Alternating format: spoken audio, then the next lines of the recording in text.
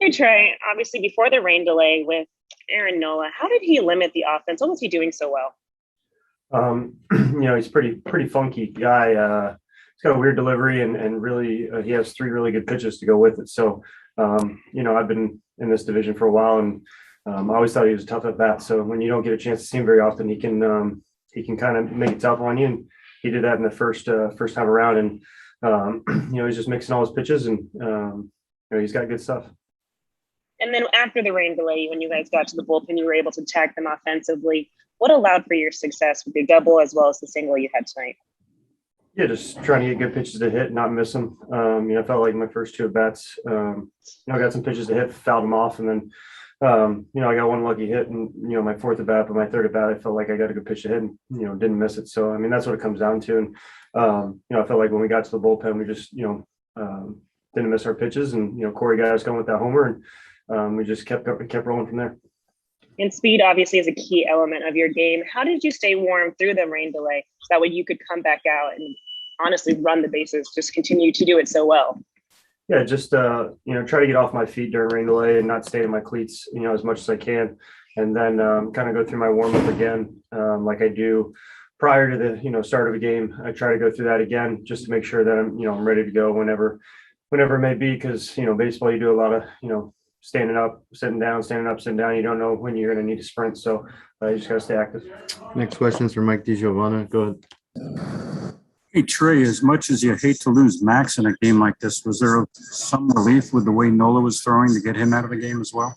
Yeah, I felt like, both teams had to deal with having a good starter, come out early. They both were dealing and kind of having their way with the lineup. And then, it came down to just bullpen matchups basically, and who can, get some runs against the bullpen. So, I think we had good at bats, after the rain delay, and, that's the difference.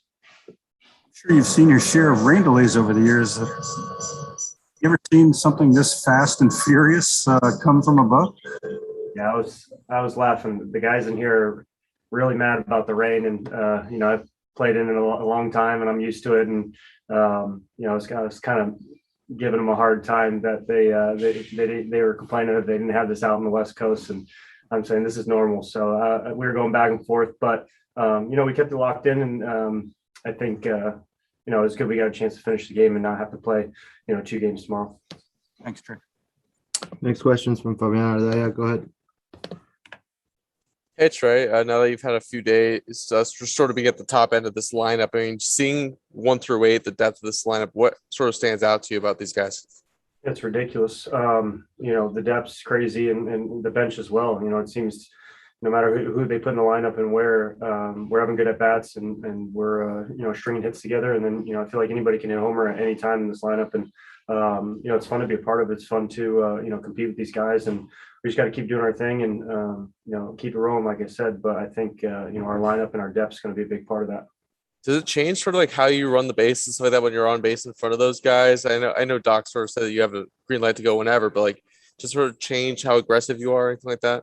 Yeah, I base a lot of that off of the score of the game and the situation. So, and whether or not you can read the pitcher well and who's behind the plate. I take a lot of things into consideration, and sometimes just staying put's the best thing. Having the pitcher worry about you on first base as opposed to even stealing the base in scoring position sometimes is a good thing, and let those guys hit some pitches behind me. So I run to try to get myself in a better position to score runs. That's what I care about, is scoring runs, not stealing bases. But you never know when you can go first or third or score from, first on the hit. So you just got to be ready for anything.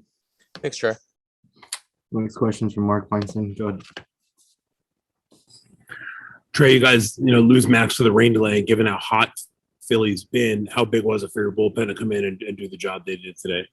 Yeah, it was big. I was still learning everybody, but I think having a good bullpen is so important, especially in the playoffs and down the stretch. You want those starters to go 6-7 innings so they can get some rest. But when they're called on and they do their job, it's huge. They did a great job. I mean, I think they pitched 6 innings maybe tonight, and I don't think they let up a run. So that's always big for us, and we're going to need that down the stretch.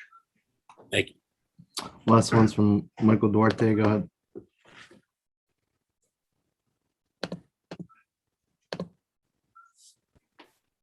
Thanks, one. Trey, I have to ask about that slide and pop up when you scored on that Will Smith single. It just looked so flawless and seamless and easy for you. Where did you learn that slide just to come in under the tag and pop back up on your feet instantly? Been doing that a long time. I don't know. It's just how I slide, I guess. I try to not hit the ground very hard because it usually doesn't feel great. So I try to be as, soft as I can on slides, whether it's head first or feet first, and, try to obviously avoid tags, but it's just how I've slid, basically my whole life. Thanks, Trey.